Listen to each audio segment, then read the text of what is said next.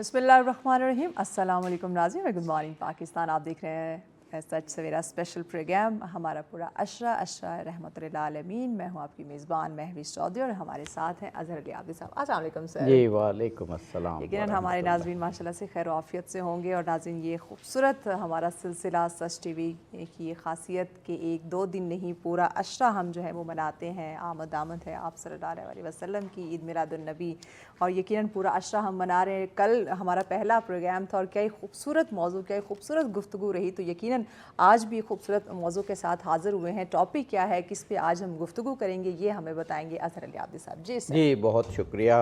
माह रबीउल अव्वल और उसके वो अय्याम जो ख़त्म मरतबत मोहम्मद मुस्तफ़ा सल्लल्लाहु अलैहि वसल्लम जो वजह तख्लीक़ कायनात हैं, जो मुहसिन इंसानियत हैं, जो रहमत आलम हैं, जो ख़ातमुल अंबिया हैं, उनकी मिदहत और उनकी सीरत के सिलसिले के ये खूबसूरत प्रोग्राम। और आज जो मौजू है वो बहुत रूह अफ़ज़ा, ईमान को तक़वियत देने वाला और रसूल अल्लाह से मोहब्बत और इश्क़ को दिलों में जागुज़ी करने वाला है कि आपके आबो अजदाद का जो पाकीज़ा सिलसिला था उस पर आज हम गुफ्तगू करेंगे। और इसके लिए हमारे साथ आज एक बहुत शान शान शख्सियत मौजूद हैं, जनाब मौलाना मुफ्ती डॉक्टर सदाकत अली फ़रीदी साहब। वैसे तो मेरा ख़्याल है अगर किताबें और उनकी जिल्दों को शामिल कर लिया जाए तो शायद 60-70 से ज़्यादा किताबें आप लिख चुके हैं, या प्रेस में हैं या आपके कलम से इस वक्त वो निकल रही हैं, बल्कि इससे भी ज़्यादा होंगी। आज के मौजू से रिलेटेड तो आपने कई 100 सफ़हात पर मुश्तमिल किताबें लिखी हुई हैं रसूल पाक के आबा व अजदाद पर। और फिर इंशाअल्लाह हम एक प्रोग्राम वालिदैन करीमैन पर भी करेंगे। तो ख़ास तख़स्सुस, ख़ास स्पेशलिटी है और तारीख़ की नामालूम कितनी किताबें और तफसीरें आपने कंगाली हैं। हमें कुछ और मेहमान भी ज्वाइन करेंगे, लेकिन हम गुफ्तगू का आगाज़ जनाब मुफ्ती डॉक्टर सदाकत अली फ़रीदी साहब। डॉक्टर साहब, ये तो आपका मौजू है और इस पे तो मेरा ख़्याल है किसी सवाल की भी ज़रूरत नहीं है। आप ख़ुद कैसे शुरू करेंगे इस मौजू को, क्योंकि बदकिस्मती से बाज़ औक़ात इसको कंट्रोवर्शियल भी कर दिया गया, तारीख़ से ना आगही, कुरानी अक़ायद से ना आगही, या इसमें कुछ थोड़े से वेस्टेड इंटरेस्ट भी हो सकते हैं कि आबो अजदाद का एक नेचुरल बात है कि ख़त्म मरतबत जो जिनके लिए अल्लाह ने कायनात बनाई तो उनको पाकीज़ा सिलसिलों में रखेगा, पाकीज़ा सुल्बों में रखेगा। फरमाइएगा। बिस्मिल्लाहिर्रहमानिर्रहीम। इंतहाई शुक्रिया आपका। आज एक ऐसे पाकीज़ा उन्वान का आपने तसव्वुर पेश करना है जो उन्वान नबुव्वत की ताकत है, वाह, और रिसालत की हुर्मत है, और कुरान के कुरान होने की गवाही है। वाह वाह वाह। आज हम तारीख़ी शवाहिद के बग़ैर रिवायती मुतालिया पेश नहीं करेंगे। आज हम सिर्फ़ कुरान से इस हकीकत को वाज़ेह करेंगे। वाह वाह वाह वाह। और तमन्ना ज़ौक़ के लिए मैं इस मौजू की अहमियत के हवाले से इसकी बरक़ात में से एक बरकत अर्ज़ करता हूँ, ताकि लज़्ज़त और सुरूर जो है वो उस उरूज पर पहुँचे कि रूह और ईमान में बुलंदी आए। वाह, ये कितना अहम है और कितनी बाबरकत ये उन्वान की हुर्मत है। वाह वाह। एक शख्स का नाम है सवाद बिन कारब, वो यमन में रहता था। तो वो जिन्नात का शिकारी था। उसको जिन ने बेदार किया कि नार से खेलते रहे हो, अब नूर ने रहमतुल्लिल आलमीनी का मक्का में ऐलान कर दिया है, उधर जाओ। वाह। तो वो उठा, प्लान कसा, मक्का में आया। कोई आशनाई नहीं थी सैयद आलम सल्लल्लाहु अलैहि वसल्लम से, किसी किस्म की आशनाई नहीं थी, सलाम दुआ भी नहीं थी। वो मक्का में आकर पूछता है कि इस नाम की शख्सियत कहाँ है। उन्होंने कहा कि वो अपने असहाब के साथ हरम काबा में होंगे, इस वक्त उनकी इबादत का वक्त है। वाह। आप सल्लल्लाहु अलैहि वसल्लम मक्का अपना काबतुल्लाह के हरम में तशरीफ़ फरमा थे। वो शख्स आया। अब हुज़ूर नबी करीम सल्लल्लाहु अलैहि वसल्लम के कामिल मोजज़ात में से जो अकमल तरीन मोजज़ा है वो ये है कि आपने ज़िंदगी भर कभी प्रोटोकॉल नहीं लेते, हमेशा देते थे। तो सहाबा की सफ़ में बैठे हैं, आम जिस तरह लोग बैठे थे आप भी बैठे। اور کلچر بھی ایک، ماحول بھی ایک، لباس بھی ایک، سب کچھ ایک۔ اب اس صورت میں جس وقت وہ آیا ہے تو شناسا سے ہی گفتگو ہو سکتی ہے نا، شناسائی تھی نہیں، سوچ رہا تھا کہ میں کیسے گفتگو کروں اور کس سے مخاطب ہو کر۔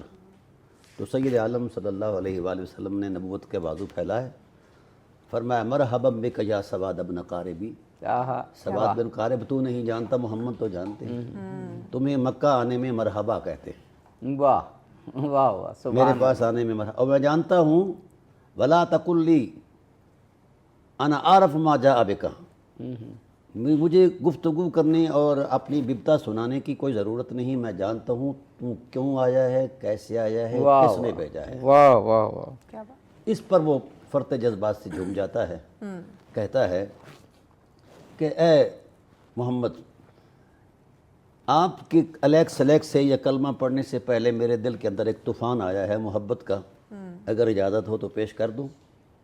تو آپ نے فرمایا ہاں پیش کرو۔ وہ کہتا ہے اشہد ان لا الہ الا اللہ لا غیر ربی انت مامون علی کل غائبی، وہ کہتا ہے کہ میں گواہی دیتا ہوں آپ کی حسن لطافت ایک ایسی حرمت مآب دلیل ہے کہ میرا یقین کہتا ہے کہ آپ اللہ کے سچے رسول ہیں، واہ واہ، اور اللہ کے علاوہ کوئی شریک اس کا نہیں، اور اللہ نے جتنے غیب خزانے میں رکھے ہیں وہ سارے غیب آپ کو دے دیے ہیں۔ آگے جو بات کرتا ہے جو ہمارے موضوع سے متعلق ہے، جی جی، وہ کہتا ہے کہ انت ادنا سبیل المرسلین الی اللہ یبن الاکرمین الاتائبی، سبحان اللہ، ہر رسول اپنی امت کا وسیلہ عظمت ہے اور آپ سارے رسولوں کے وسیلہ ہیں، واہ، اور آپ کے حسن اور اخلاق کی حرمت اس بات کی گواہی ہے، بڑی بات ہے قبلہ، توجہ سے ذرا، یبن الاکرمین الاتائبی، آپ کی طب عظمت اور فطرت کی جو لطافت اور عفت ہے یہ گواہی دیتی ہے، یہ گواہی دیتی ہے کہ آپ کریموں کی اولاد ہیں اور اطیبوں کی اولاد ہیں۔ واہ، اطیب اور اکرم کہا، اکرم سے مراد وہ کرامت اور بزرگی ہے جس سے آگے کسی بزرگی کا کوئی تصور ہی کوئی نہیں، واہ، آپ سبحان ان کی اولاد سے ہیں جہاں بزرگیاں انتہا پذیر ہو جاتی ہیں۔ سبحان اللہ، سبحان اللہ، اور پھر فرمایا جب الاکرمین الاتائبی، تو اطیبوں کی جہاں پاکیزگیاں انتہا پذیر ہوتی ہیں، جہاں طہارتوں کو معراج ملتی ہے، آپ ان لوگوں سے آئے ہیں۔ اب اس پر جو حضور کا رد عمل تھا وہ یہ تھا ففرح رسول اللہ فرحا شدیدا حتی بدت نواجذہ، آقا علیہ الصلوۃ والسلام اس بات پر اتنے خوش ہوئے یہاں تک کہ آپ کی آخری داڑھیں بھی نظر آئیں۔ واہ، حضرت ابوبکر صدیق رضی اللہ تعالیٰ عنہ نے رسول اللہ کو خوشی کی مسرت میں دیکھا تو اس سے کہا کہ رحمت جوش میں ہے، لپٹ جاؤ حضور کی ذات سے۔ کیا بات، وہ لپٹ گیا اور حضور نے فرمایا تو نے مجھے اطیبوں کی اولاد کہا، اکرموں کی اولاد کہا، واہ واہ واہ، ہم بھی تجھے دو نعمتیں دیتے ہیں، واہ، افلحت یا سواد ابن قاربی، تو اس دنیا میں بھی کامیاب ہے اور اس دنیا میں بھی کامیاب۔ واہ، سبحان اللہ، سبحان اللہ، کیا خوبصورت سلسلہ ہے گفتگو کا، اور ختم مرتبت محمد مصطفیٰ صلی اللہ علیہ وآلہ وسلم کے آبا و اجداد کا تذکرہ ہے، اور پھر گفتگو بھی ایسی ہو رہی ہے کہ ہمارے ساتھ ایسے مہمان موجود ہیں جن کی سیرت پر گہری نظر ہونے کے ساتھ ساتھ رسول اللہ کے پاکیزہ سلسلے پر آپ کا کام بھی ہے۔ جی ڈاکٹر صاحب، تو یہ آپ نے تو کیونکہ وہ ہسٹری لکھی اور سیرت بھی لکھی، تو آبا و اجداد کا رسول اللہ کا سلسلہ جو پاکیزہ ہے حضرت آدم سے شروع ہوتا ہے، اور درمیان میں جو ایک بہت برگزیدہ ہستی آتی ہیں وہ حضرت ابراہیم علیہ السلام ہے۔ جی فرمائیے گا، آپ جاری رکھیے گا۔ بنیادی طور پر یہ جو انگشت نمائی کرنے والے ہیں لوگ، یہ ان کے بارے میں، ان کی اولاد کے بارے میں کہتے ہیں کہ ان کے عقیدے اچھے نہیں تھے۔ جی جی، یہ سب سے بڑا جھوٹ ہے۔ اللہ وحدہ لا شریک نے جس بات پر گواہی دی خدا ہو کر، وہ تقریباً 165 آیات ہیں قرآن کریم کی، جو گواہی دے رہی ہیں حضرت ابراہیم علیہ السلام کی اولاد کی طہارت کی بھی دے رہی ہیں اور ان کی عبادت گزاری کی بھی دے رہی ہیں۔ یعنی آپ فرما رہے ہیں کہ رسول اللہ پاک کے پاکیزہ سلسلے کے حوالے سے ان کی پاکیزگی، ان کی سیرت کے تقدس، اور ان کی طاہر زندگی پر 165 آیات ہیں. جی ماشاءاللہ. جی جی. میں عرض کرتا ہوں بڑا عام ایک قاعدہ قرآنی وَإِذْ قَالَ إِبْرَاهِيمُ لِأَبِيهِ وَقَوْمِهِ إِنَّنِي بَرَاءٌ مِّمَّا تَعْبُدُونَ. بڑی نفیس بات ہے. حضرت ابراہیم علیہ السلام نے جس وقت بت کدے میں جا کر اس بت پرستوں کے ماحول میں جا کر للکارا کہ میں بیزاری کا اعلان کرتا ہوں بتوں سے بھی بت پرستوں سے بھی، کہنے میں اتنا ارتعاج تھا کہ اللہ وحدہ لا شریک کا عرش بھی جھومنے لگا کہ ایک اکیلا اجنبی بندہ اور کفار کے پورے نرغے میں اتنی بڑی بات کر رہا ہے. تو جس وقت انہوں نے بیزاری کا اعلان کیا نا، ہاں الا الذی فطرنی فانہ سیہدین، سبحان. میں تو اس کی عبادت کروں گا جس نے مجھے وجود بخشا ہے اور مجھے عنقریب وہ اپنی ہدایت کا نور عطا کرے گا، وہی عطا کرے گا. اس وقت ان کے کہنے کے اندر جو ایک حرارت تھی یا عشق اور وجدان تھا، اس پر اللہ تعالیٰ نے فرمایا وَجَعَلَهَا كَلِمَةً بَاقِيَةً فِي عَقْبِهِ لَعَلَّهُمْ يَرْجِعُونَ. اے ابراہیم، ہم نے آپ کی یہ توحید کی حمایت میں جو کلمات طیبات ہیں یعنی لا الہ الا اللہ ہے، ہم نے آپ کی اولاد کا خمیر بنا دیا ہے. واہ. تو جن کے خمیر کا تسلسل لا الہ الا اللہ کے نور میں گوندا جائے، ان کی بابت یہ خیال کرنا کہ انہوں نے اللہ کو مانا ہے کہ نہیں مانا. اور پھر اس پر مزید یہ بات ان کا ایک مقام عرض کرتا ہوں. انی جاعلک للناس امامہ کا لفظ بڑا معروف ہے. جی کہ ہم نے ابراہیم کو امام بنایا، یہ قاعدہ نا قرآن جی کا. جی بالکل بالکل. اس سے پہلے مقدمہ امامت ہے. اذ ابتلى ابراہیم ربہ بکلمات فاتمہن قال انی جاعلک للناس اماما. اور قرآن کے بہت اہم موضوعات میں سے ایک موضوع ہے. جیسے آپ سے اکثر بات ہوتی ہے کہ نبوت ہو یا امامت ہو، اللہ تعالیٰ نے اس کو ایک نظام کے طور پر پیش کیا، اور امامت تو بہرحال ہے ہی ایک نظام. جی جی. تو اس پر جب ان کی امامت کا اعلان کیا گیا الوہی کلام سے، تو انہوں نے یہ کہا قال ومن ذریتی، جو آج بات اہم کرنے لگا ہوں، میری اولاد سے بھی امامت ہو. یعنی امامت وہ اعتماد ہے اس پر خدا ذوالجلال نے اپنی الوہیت کی مہر لگا کر کہا کہ یہ میری طرف سے میرا اعتماد ہے. اب اولاد ابراہیم کا ایک تسلسل ہے 3500 سال تک. تو قرآنی گواہی کے مطابق وہ صرف موحد نہیں تھے، امام بھی تھے اولاد ابراہیم کے لوگ. واہ واہ بے شک. واہ اور واہ. آخری امام جناب سید بطحا عبد البشر بعد الانبیاء حضرت ابو طالب علیہ السلام. واہ واہ واہ. بڑی خوبصورت آپ نے بات کی کہ، اور ہم نے ایک بڑا اچھا جملہ آپ ایسے علماء سے سنا کہ دین ابراہیم کے آخری ولی جو تھے وہ حضرت ابو طالب تھے، اور یہ پورا سلسلہ ولیوں کا سلسلہ ہے، امامت کا سلسلہ ہے. امامت ایسے تو نہیں جاتی جس نے کلمہ ہی نہ پڑھا وہ امام بنتا ہے. صحیح صحیح بالکل صحیح بالکل صحیح بالکل صحیح ہے. کیا خوبصورت گفتگو ہماری جاری ہے، اور ہم گفتگو کو جاری رکھیں یا ہم نعت کی جانب بڑھیں؟ جیسے آپ کو بہتر لگے. ہمارے نعت خواں بھی ہمیں جوائن کر. کلام اور خوبصورت انداز میں ماشاءاللہ پڑھا، اور اب گفتگو کی جانب جناب مولانا عارف حسین واحدی صاحب، بہت ہی خوبصورت آغاز ڈاکٹر صاحب نے کیا. اور ڈاکٹر صاحب نے قرآنی دلائل سے حضور پاک کے آبا کی سیرت کے تذکرے کا آغاز کیا، اور حضرت ابراہیم علیہ السلام کی امامت، اور پھر ان کی وہ دعا کہ ان کی ذریت میں امامت رہے، ان کی ذریت میں حق کی جماعت رہے، ان کی ذریت میں اللہ کی خالص عبادت کرنے والوں کا گروہ اور ان کی اولاد میں یہ سلسلہ رہے. فرمائیے گا. بسم اللہ الرحمن الرحیم.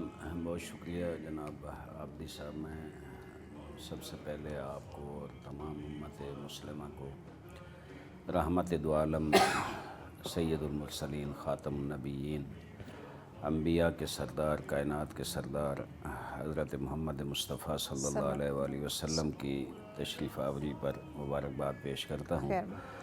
کائنات کے لیے محور کی حیثیت رکھتے ہیں. وہ ہستی ہیں جو لولاک لما خلقت الافلاق، اے میرا حبیب تو نہ ہوتا تو ہم زمین و آسمان خلق نہ کرتے. اور کیا خوبصورت وہ جملے ہیں کہ انی ما خلقت سما مبنیتاً ولا ارضا مدحیتاً ولا قمر منیرا ولا شمس مضیہ. میں نے یہ نیلگوں آسمان، یہ غبار آلود زمین، یہ ساری کائنات، یہ لہلہاتے ہوئے کھیت اور باغات، اور یہ سنسناتی ہوئی ہوائیں، اور یہ سمندر، اور یہ پانی، اور یہ کشتیاں، اور یہ سیارے، اور زمین و آسمان کا یہ نظام، یہ سب میں نے خلق نہیں کرنا تھا، اگر خلق کیا تو ان پنجتن پاک محمد و آل محمد کی خاطر میں نے خلق فرمایا ہے۔ میں سمجھتا ہوں کہ حضور کی آمد ایک مسلمان، ایک کلمہ گو، ایک عاشق رسول کے لیے، ایک مسلمان کے لیے سب سے بڑی خوشی ہے، اس سے بڑی اور خوشی ہو نہیں سکتی۔ اور واقعاً ٹھیک ہے، عید الفطر، عید الاضحیٰ ہماری عیدیں ہیں، لیکن ہم تو یہ سمجھتے ہیں عقیدتاً کہ حضور کی آمد پہ ہمیں جو خوشی ہے وہ کسی اور عید پہ ہمیں خوشی نہیں ہوتی، تو ہم اس کو بہت بڑی عید سمجھتے ہیں۔ کوئی شک اللہ تعالیٰ انشاءاللہ ہمیں ان کی سیرت طیبہ، ان کی سنت حسنہ اور ان کے طریقہ کار، ان کی تعلیمات پر چلنے کی توفیق عطا فرمائے، امت مسلمہ کو اس راستے پہ لگائے۔ میں یہ سمجھتا ہوں کہ حضور اکرم صلی اللہ علیہ وسلم کے والدین کے بارے میں قبلہ مفتی صاحب نے، میں سن رہا تھا، بہت خوبصورت گفتگو فرمائی۔ ظاہر ہے یہ متخصص ہیں، جس کو آج کے دور میں اسپیشلسٹ کہا جاتا ہے سیرت کے، خدا نے یہ رتبہ ہے، یہ درجہ ہے، یہ فضیلت ہے جو اللہ نے ان کو عطا فرمائی ہے، ان کی اپنی محنت ہے، جد و جہد ہے، خوبصورت انداز میں بیان کی۔ میں عرض کروں کہ ہم جس وقت ایک نظریہ ہے، عقیدہ ہے کہ حضور اکرم نبی مرسل کے جو آباء و اجداد ہیں، حتیٰ ائمہ تحرین کے حوالے سے بھی ہمارا یہ عقیدہ ہے کہ شجرہ طیبہ کے مصداق ہیں یہ ہستیاں، ان کے جو آباء و اجداد میں کسی قسم کے کوئی شرک، کوئی کفر، کوئی بتوں کے سامنے سجدہ کرنا، جھکنا نہیں پایا جاتا۔ اور پھر جو آیت یہ پڑھ رہے تھے جس کے آخر میں ہے کہ وَمِن ذُرِّيَّتِي، جب اللہ نے کہا نا کہ عہدہ امامت میں نے آپ کو عطا فرمایا ہے امتحانوں کے بعد، تو انہوں نے کہا میری ذریت میں رکھ دیں، تو کیا خوبصورت جملہ ہے، معیار اور فارمولہ اللہ نے وہاں ہی بتا دیا کہ ٹھیک ہے، آپ کی دعا ہے، آپ میرے خلیل ہیں، آپ میرے دوست ہیں، لیکن رکھوں گا آپ کی ذریت میں، لیکن لا ینال عہد الظالمین، میرا یہ عہدہ امامت ظالموں کو نہیں مل سکتا۔ اب ظالم کون ہے؟ میں یہ سمجھتا ہوں کہ ہمارے معاشرے میں جو ظلم کی تفسیر کی جاتی ہے اور وضاحت عام عامت الناس کے ذہن میں ہے، کوئی کسی یتیم کو مار دے، کسی قتل کر دے، کسی پہ ظلم کر دے، جو عام اردو میں استعمال ہوتا ہے، لیکن ان القرآن یفسر بعضہ بعضا، قرآن کے بعض حصے بعض دیگر حصوں کی تفسیر کرتے ہوئے نظر آتے ہیں۔ ایک اور جگہ پر قرآن ارشاد فرماتا ہے وَمَن يَتَعَدَّ حُدُودَ اللَّهِ فَأُولَٰئِكَ هُمُ الظَّالِمُونَ، آگے جو اللہ کی حدود کو کراس کرے وہی ظالم ہوتا ہے۔ کراس کرنا دیکھیں، جس کو ہم گناہان صغیرہ بھی کہتے ہیں، کبیرہ بھی کہتے ہیں، بڑے سے بڑے گناہ، ان الشرک لظلم عظیم، جناب حضرت لقمان نے اپنے بیٹے کو کہا تھا یا بنی لا تشرک باللہ ان الشرک لظلم عظیم، آگے شرک نہ کرنا، شرک سب سے بڑا ظلم ہے، وہی ظلم آ گیا نا کہ وَمَن يَتَعَدَّ حُدُودَ اللَّهِ فَأُولَٰئِكَ هُمُ الظَّالِمُونَ، اللہ کی حدود کو کراس کرے، تجاوز کرے، وہ ظالم ہے۔ اللہ نے عمل کے لیے اور عقیدہ رکھنے کے لیے ایک دائرہ بنا دیا، اس سے باہر نکلیں گے حد سے تو وہ اب یہ جو ظلم ہے، اس میں ظاہر ہے گناہ جو ہے اس میں تو جھوٹ بولنا بھی آتا ہے، غیبت کرنی بھی آتی ہے، اس کا کسی کا حق کھانا بھی آتا ہے، حرام مال کھانا بھی آتا ہے، شراب پینا اور دیگر جو گناہ ہیں ان بھی آتے ہیں، لیکن سب سے بڑا جو ظلم ہے وہ شرک ہے، کفر ہے، وہ بھی آتا ہے۔ تو بڑا واضح ہے کہ دیکھیں جناب ابراہیم کو یہ کہا جا رہا ہے کہ آپ کے نسل میں، آپ کی ذریت میں عہدہ امامت رکھیں گے، لیکن جو ظالم ہوں گے ان کو عہدہ امامت نہیں دیں گے۔ اب یہاں میں یہ وضاحت اس لیے کر رہا ہوں کہ عامت الناس سمجھتے ہیں جس ظالم بادشاہ ہوتے ہیں، کوئی تھانے دار ہے وہ ظلم کر رہا ہے اسے ظالم کہتے ہیں، نہیں، جو بھی گناہگار ہوگا وہ عہدہ امامت کا مستحق نہیں ہو سکتا۔ یہاں سے خوبصورت فارمولہ آ گیا ہے، اور جناب ابراہیم علیہ السلام کی اولاد میں حضرت اسحاق کی اولاد میں نبوت رکھی ہے، لیکن جناب اسماعیل کی اولاد میں حضرت محمد مصطفیٰ صلی اللہ علیہ وآلہ وسلم سے پہلے کوئی نبی نہیں آیا۔ اور پھر خوبصورت بات یہ ہے کہ جناب حضور اکرم صلی اللہ علیہ وآلہ وسلم وہ جناب ابراہیم ذبیح اللہ ہیں، اور ان کے والد بزرگوار حضرت عبداللہ علیہ السلام کا نام بھی ذبیح بنتا ہے۔ وہ واقع ہے، یعنی ادھر حضرت اسماعیل اور ادھر حضرت تو ذبیحین کی اولاد، یعنی حضرت محمد مصطفیٰ صلی اللہ علیہ وسلم، تو وہ شجرہ طیبہ ہے جو जनाब इस्माइल से जनाब आदम से चला, जनाब इब्राहीम तक पहुँचा, जनाब इब्राहीम से जनाब इस्माइल, और जनाब इस्माइल से फिर हज़रत हज़रत अब्द मनाफ, हज़रत हाशिम, हज़रत अब्दुल मुत्तलिब। और वही अगर आप इजाज़त दें तो डॉक्टर साहब से सवाल करना चाहूँगा कि हज़रत इब्राहीम अलैहिस्सलातु वस्सलाम के रेफरेंस से आप दोनों उलमा ने बहुत मुदल्लल गुफ्तगू की, क्योंकि इससे ज़्यादा मुदल्लल क्या हो सकती है कि सारी गुफ्तगू ही कुरान पाक से थी, और हज़रत इब्राहीम से जो मकालमे हैं और जो अल्लाह ताला जो वही फरमा रहा है उस पर गुफ्तगू थी। तो फिर हज़रत इब्राहीम से आगे रसूल पाक के अजदाद में आप क्या समझते हैं कि जो सिलसिला चला, तो कौन कौन सी शख्सियात जो हैं हम जो कोई तारीख़ में मिलता है और कुरानी शवाहिद मिलते हैं उस हवाले से, क्योंकि ये मौजू हम हर साल रखते हैं लेकिन हम देखते हैं कि मुआशरे में रसूल अल्लाह के आबा अजदाद का ज़िक्र बहुत ही कम होता है। अब सीरत बयान करने का मकसद ही ये होता है कि जो आला तरीन इंसान हैं, इंसान उनकी सीरत की पाकीज़गी को देखे और फिर अपने आप को ढालने की कोशिश करे, तो वो बहुत ही कम बयान होता है। लेकिन हम जब देखते हैं तो क्या खूबसूरत सिलसिले थे। फरमाइएगा आप उस हज़रत इब्राहीम से आगे अब चलते हैं तो कैसे फरमाएंगे? मैं एक बुनियादी बात अर्ज़ करता हूँ जी जी कि रसूलुल्लाह सल्लल्लाहु अलैहि वसल्लम के आबा व अजदाद की इफ़्फ़त, इस्मत और हुर्मत जो है ये महज़ ये फ़ितरी तसलसल नहीं, मशीयत इलाही का ख़ुसूसी एहतमाम है। वाह वाह। और फिर कुरान करीम की आयात के मुताबिक ये नुफूस कुदसिया रसूलुल्लाह के आखिर ज़मान नबी होने की दलील है। वाह वाह। और नबी करीम सल्लल्लाहु अलैहि वसल्लम की तबी महासिन के अंदर जो तसलसल है फ़ितरी मुअस्सरात का, उनमें इनकी तहारत बतौर गवाही है। नबूवत की गवाही, कुरान की गवाही, रिसालत की गवाही, मुजज़ात की गवाही है। इंशाअल्लाह मैं इसको आगे बढ़ाऊँगा। लेकिन वो सिलसिला कलाम हज़रत इब्राहीम अलैहिस्सलाम की जो औलाद का तसव्वुर है ना जी, हज़रत इब्राहीम अलैहिस्सलाम, ये कुरान पाक सूरह इब्राहीम है, एक नाम उनके नाम की सूरह मुकम्मल है। बिल्कुल। वैसे तो 600 आयात पर मुश्तमिल उनका तज़किरा है हज़रत इब्राहीम अलैहिस्सलाम का। तो वो कहते हैं रब्बना इन्नी अस्कनतु मिन ज़ुर्रियती बिवादिन गैर ज़ी ज़रअन इंद बैतिकल मुहर्रम। वाह। ऐ अल्लाह, मैं बेआबोगया वादी में अपनी औलाद को छोड़कर जा रहा हूँ, लेकिन एक मेरी इस छोड़ने की ख़ास वजह ये है, बड़ी लतीफ़ बात फरमाई, लियुकीमुस्सलाह फ़जअल अफ़इदतम मिनन्नास तहवी इलैहिम वरज़ुक़हुम मिनस्समराति लअल्लहुम यशकुरून।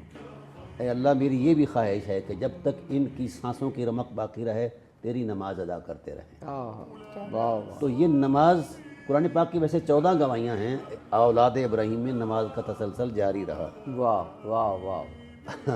अब चूँकि वक्त के दामन और में नमाज ज़ाहिर है अबूदियत की, जिसको आप कहें कि मेराज है। आगे हज़रत इस्माईल अलैहिस्सलाम है ना जी, उसके बारे में फरमाया वज़कुर फ़िल किताब इस्माईल। हबीब हज़रत इस्माईल का वो कलिमात, वो खुतबा याद करो। इन्नहु कान सादिक़ल वाद व कान रसूलन नबिय्या, वो सादिक़ुल वाद थे, रसूल भी थे, नबी भी थे। वाह। फिर फरमाया वकान यामुरु अहलुहु बिस्सलात, वाह। वो अपने अहल को सलात का हुक्म देते थे, नमाज का हुक्म देते थे। वाह वाह। ये जितनी शवाहिद है ना सारे कुरान करीम से। और फिर आगे फरमाया कि फ़जअल अफ़इदतम मिनन्नास तहवी इलैहिम, लोगों के दिलों के अंदर इनकी मोहब्बत डाल दे। इस बेआबोगयाह वादी के अंदर इनका अजनबी होना जो है, इनको अजनबियत महसूस न हो, लोगों के दिल इनकी तरफ राग़िब कर दे। वाह। तो आज भी अल्हम्दुलिल्लाह जिस दिल के अंदर फितरत का नूर मौजज़न है, वो इब्राहीम और औलाद इब्राहीम के लिए नेक ख्वाहिशात और नेक तमन्नाओं का कोई शक। अच्छा। फिर फरमाया रब्ब जअलनी मुक़ीमस्सलात व मिन ज़ुर्रियती, मुझे भी क़याम सलात की तौफ़ीक दे और मेरी औलाद में से। और ठीक है ना, रब्बना इग़फ़िरली व लिवालिदैया व लिलमुमिनीना यौम यक़ूमुल हिसाब। माशाअल्लाह। यहाँ ये बड़ी अजीब सी बात है कि बाद लोग कुरानी आयात का गलत इस्तेमाल करते हैं कि इब्राहीम के बाप जो हैं वो मुशरिक हैं। तो यहाँ ये बात कही जा रही है, ऐ अल्लाह, जिस माँ ने मुझे जन्म दिया है उसके लिए मग़फ़िरत के दरवाज़े खोल दे। जिस बाप ने जन्म दिया उसके लिए मग़फ़िरत के दरवाज़े खोल दिए। वो आदर आपका चचा है, वो अलग बहस है, सरदस्त माना अपना। वमन यरग़बु अन मिल्लति इब्राहीम इल्ला मन सफ़िह नफ़्सहु व लक़द इस्तफ़ैनाहु फ़िद दुनिया वल आख़िरह व इन्नहु फ़िल आख़िरति लमिनस सालिहीन। हज़रत इब्राहीम अलैहिस्सलाम को शान मुस्तफ़ा अता फरमाई। اور اسی مصطفیت کا جو تسلسل ہے یہ قربت الہی کا وہ پیمانہ ہے جس سے آگے قربت کا تصور ہی کوئی نہیں ہے۔ واہ واہ، ان اللہ اصطفیٰ آدم و نوحًا و آل ابراہیم، تو جو مصطفیٰؤں کا تسلسل ہو ان پر یہ خیال کرنا کہ وہ بت پرست ہے، یہ کیسے ہو سکتا ہے؟ کسی بت پرست کو، بد اخلاق کو بھی یہ مصطفیت کی شان ملتی ہے۔ مصطفیت وہ امامتوں کا اور تسلسل یہ ہے۔ تو آپ مسلسل قرآنی دلائل دے رہے ہیں، خود حضرت ابراہیم بھی فرما رہے ہیں کہ میری اولاد میں سے جو ہے وہ امامت کا سلسلہ بھی اور عبادت کا سلسلہ، عبادت کا، جی ہاں، اللہ تعالیٰ نے یہ ارشاد فرمایا ہے کہ میرے حبیب ہر شے فطرت کے زیر اثر ہے، لیکن آپ کی لطافت حسن فطرت پر غالب ہے۔ واہ، اس لیے ہم نے آپ کے خرام ناز کے لیے دنیا میں تشریف لانے کے لیے جو اہتمام کیا ہے وہ الگ سے ہے۔ الذی یراک حین تقوم وتقلبک فی الساجدین، واہ، ہم نے پہلے ان نفوس قدسیہ کو سجدوں کے نور سے سجایا، کیا بات ہے، واہ، جب ان کی طب عظمت اس لطافت نور کے شایان شان ہو گئی تو پھر ہم نے فرمایا تشریف لے آئیے۔ یعنی ڈاکٹر صاحب قرآنی آیات رسول پاک کے اجداد کے حوالے سے اتنی واضح اور اتنی گہرے مطالب رکھتی ہیں کہ بہت کم پھر اس پہ غور کیا جاتا ہے۔ جی، جب اصل میں یہ ہماری میں عرض کوتاہی ہے کرتا کہ ہم ہوں، غور میں نہیں عرض کرتا ہوں ایک سادی سی بات، ہر شخص نے اپنا نقطہ نظر وضع کیا ہوا ہے، تو میں ایک دیسی مثال دیا کرتا ہوں، یہ نظر ہے نا آنکھ، اس کے سامنے کالا موتی آ جائے یا چٹا آ جائے تو وہ نقطے جتنا ہوتا ہے نا جی، جی جی، تو جس نظر کے سامنے نقطے ہوں وہ اندھی ہو جاتی ہیں۔ واہ واہ، تو جب حقیقتوں کا اور قرآن کا مطالعہ ہم نقطہ نظر کے تصور سے کریں گے تو اندھے رہیں گے، مسلمان نہیں رہیں گے۔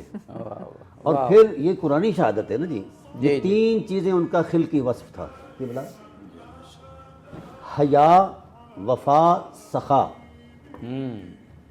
یہ تینیں اخلاق عالیہ کی وہ حرمت ہیں جن کو اسوہ قرار دیا گیا ہے۔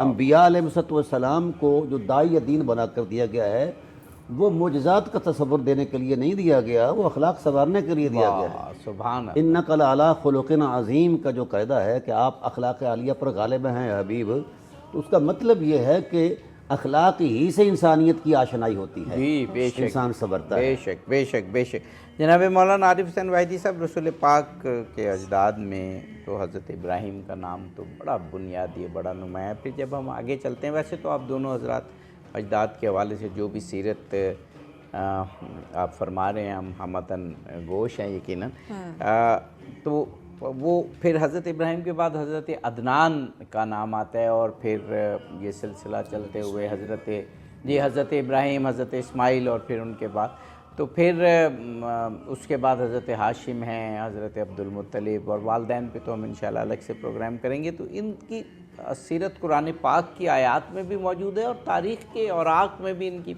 پاکیزہ سیرت ہمیں مل جاتی ہے۔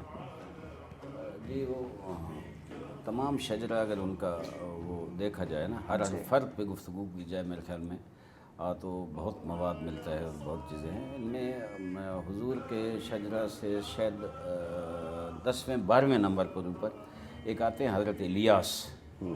حضرت الیاس کے بارے میں نے پڑھا ہے، تاریخ میں ملتا ہے کہ وہ جب آتے تھے خانہ خدا کے پاس طواف کرتے تھے یا باقی، تو ایک تو یہ ہے کہ ان سے خاص قسم کا نور ساطع ہوتا تھا، وہ لوگ بھی حیران ہوتے تھے، اور وہی کہا جاتا ہے وہی نور محمد مصطفیٰ ہے۔ اور پھر ان کی جو پشت تھی اس سے بھی ایک خصوصی کچھ نظارے تھے نور کے جو ساطع ہوتے تھے۔ تو وہ جو ہم پھر آگے چلتے چلتے ظاہر ہے جناب عبد مناف تک پہنچا، عبد مناف سے حضرت ہاشم، پھر حضرت ہاشم سے جناب عبد المطلب، پھر حضرت عبداللہ، پھر حضور اکرم صلی اللہ علیہ وسلم۔ تو یہ جو نور ہے، یہ جو حضرت الیاس میں نے پڑھا، باقی بھی سب ہے صورت، لیکن اس میں مجھے یاد آتا ہے ہم ایک زیارت پڑھتے ہیں،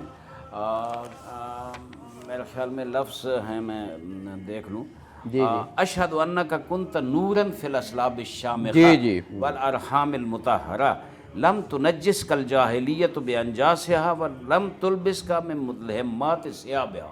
بہت بڑا جملہ ہے میرے خیال میں، جو مفتی صاحب قرآن کی آیات پڑھ رہے ہیں، تقلبک فی الساجدین، یہ وہی چیز ہے نا۔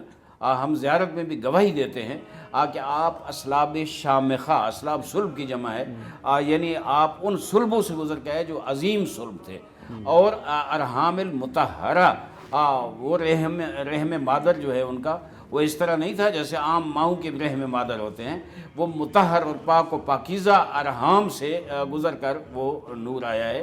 اور آگے بڑا واضح ہے، لم تنجس کل جاہلیت بانجاسہا، جاہلیت نے اپنی نجاستوں کے ساتھ ان ارحام کو نجس نہیں کیا۔ بہت بڑا جملہ۔ جاہلیت میں جو نجاستیں کیا تھی؟ جاہلیت میں گناہ تھا، شرک تھا، کفر تھا، بت پرستی تھی، یہ سب نجاستیں تھیں نا۔ ان نجاستوں نے ان پاکیزہ ارحام کو نجس نہیں کیا، وہ اسی طرح پاک و پاکیزہ رہیں جس طرح آگے آئیں۔ اور جو دنیا کی آلائشیں تھیں، دنیا کی جو خرابیاں تھیں، وہ ان مقدس ارحام کو متاثر نہ کر سکی۔ یہاں میں ایک جملہ ویسے امام محمد باقر علیہ السلام کا بہت خوبصورت جملہ ہے، وہ ارشاد فرماتے ہیں کہ اللہ تعالیٰ نے آدم کی خلقت سے ایک روایت میں 7,000 سال پہلے، ایک ہے 14,000 سال پہلے خلق فرمایا، اور وہ انوار طیبہ پانچ ہستیوں کے تھے، پنجتن پاک کے تھے، اور وہ مسلسل اللہ کے سجدے میں اور اللہ کے ذکر میں رہے۔ اور یہاں ایک جملہ میرے خیال میں حضرت علی علیہ السلام کا ہے، کنت و محمد نورا نسبح قبل المسبحات فقسم اللہ ذالک النور نصفین نبی مصطفیٰ و علی المرتضیٰ، کہ ایک اللہ نے میرا اور محمد کا نور اکٹھا خلق کیا، اور جب نور خلق کیا تو ہم جناب تسبیح میں مصروف رہے، وہ نور مسلسل تسبیح میں مصروف رہا، پھر اس نور کو 2 حصوں میں تقسیم کیا، ایک نبی مصطفیٰ بنے اور ایک علی مرتضیٰ، اور ایک نصف کو اللہ نے کہا کن محمدن، اے نور تو محمد بن جا، وللآخر کن علی، ایک کو کہا محمد بن جا، وہ محمد بن گیا، ایک کہا علی بن جا، وہ علی بن گیا۔ اس لیے حضور اکرم کا یہ جملہ تمام معتبر کو، تمام مسالک کی کتب میں یہ ملتا ہے، انا من علی و علی منی، اور ایک اور جملہ ہے انا و علی من نور واحد۔ اسی کی تفسیر ہے کہ وہ جو نور 2 حصوں میں تقسیم ہوا تو اس کا معنی ہے کہ وہ دونوں ایک نور سے تھے، ایک نور پاک پیغمبر کا بنا، اور ایک نور جو ہے انتم نور الانوار و ہدات الاخیار، تم نور انوار ہو اور ہدات الاخیار، اخیار کی ہدایت کرنے والے ہو۔ یعنی یہ سلسلہ دیکھیں، اللہ تعالیٰ نے اس کائنات کو جو پیدا فرمایا ہے اس کے لیے جو ہادی مقرر کیے ہیں، انما انت منذر ولکل قوم ہاد، اور سب سے بڑا برحق ہادی جو ہے حضرت محمد مصطفیٰ صلی اللہ علیہ وسلم، اس کے بعد قیامت تک ظاہر ہے جو ہدایت کا سلسلہ ہے، اس ہدایت کے ہادی علم بردار جن نے ہدایت کا پرچم اٹھایا ہوا ہے، اور حضور اکرم صلی اللہ علیہ وسلم کے راستے پہ چلتے ہوئے دنیا کو ہدایت کر رہے ہیں، اب وہی نور ہیں۔ ورنہ تو آج دنیا، بڑا جملہ ہے نا سورہ رات کی آیت نمبر 7 وَلِكُلِّ قَوْمٍ ہاد، ہر قوم کے لیے ایک ہادی کا ہونا ضروری ہے، تو ہادی کیسے آئے گا؟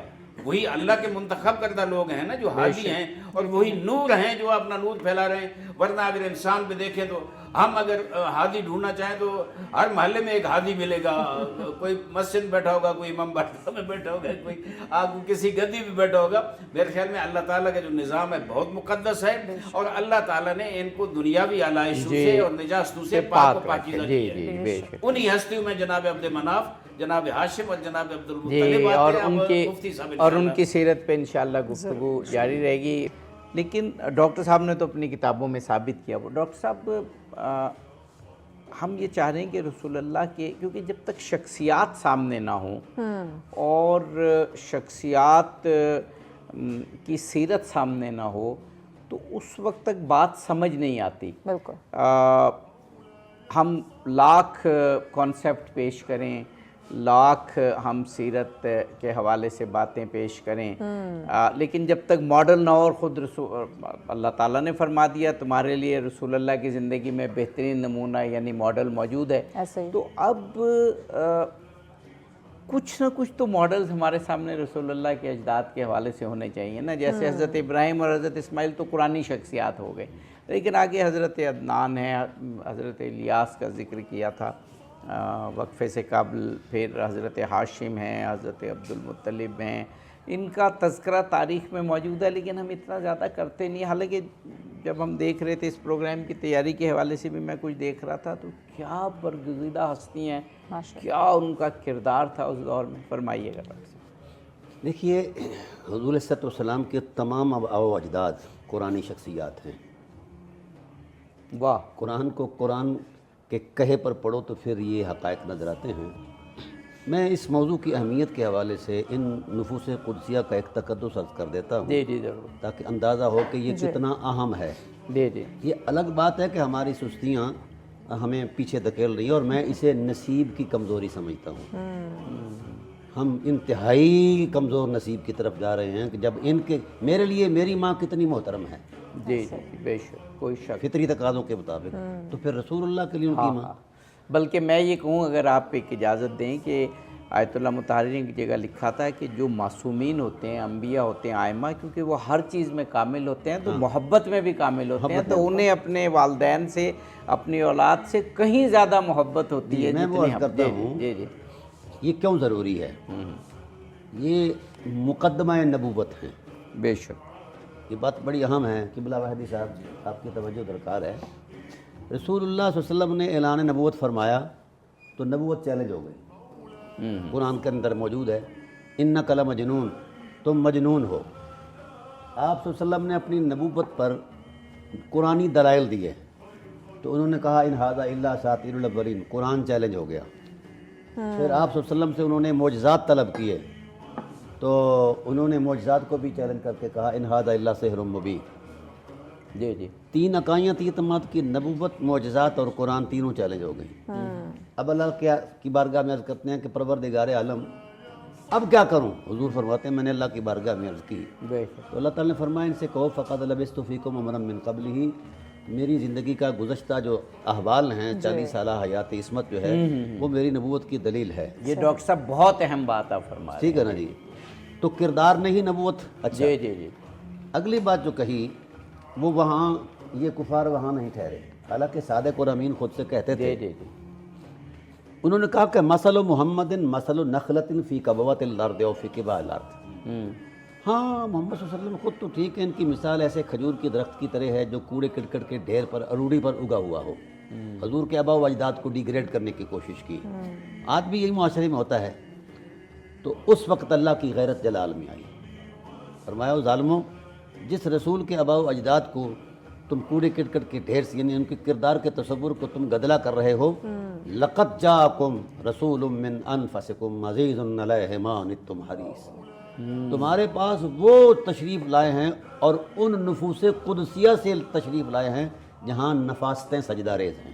واہ. جس سے آگے کسی نفاست اور لطافت اور حرمت کردار کا امکان ہی نہیں ہے. واہ. وہ ان سے تشریف لائے ہیں، تم ان کو کوڑا کرکٹ کہہ رہے ہیں. یہاں سیدنا محسن عالمین مخدوم کائنات ابو محمد، ابو قاسم، ابو احمد جناب عبداللہ علیہ السلام کی میں ایک کرامت یا معجزہ سناتا ہوں. جی.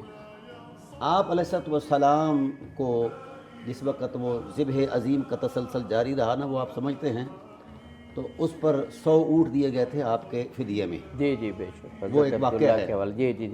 ہم نے کیونکہ ایک پورا پروگرام انشاءاللہ والدین پہ کریں گے، اس میں تفصیل سے کریں گے، لیکن آپ ضرور اشارہ کیجیے. اس پر آپ علیہ السلام اس وقت آپ کے اندر حسن و ملاحت حسن اتنی عظیم تھی کہ کئی عورتوں کے عقل زائل ہو گئے تھے. صحیح. اور اس میں جو سب سے اس وقت سیانی عورت عالمہ فاضلہ تھی، کاہنہ، اس نے خواہش کی کہ آپ مجھ سے شادی کریں اور 100 اونٹ میں پیش کرتی ہوں جو نظر اپنے فدیے میں دیے گئے تھے. آپ نے کہا کہ ہمارے فیصلے ہم نہیں کرتے، ہمارا اللہ کرتا ہے. واہ.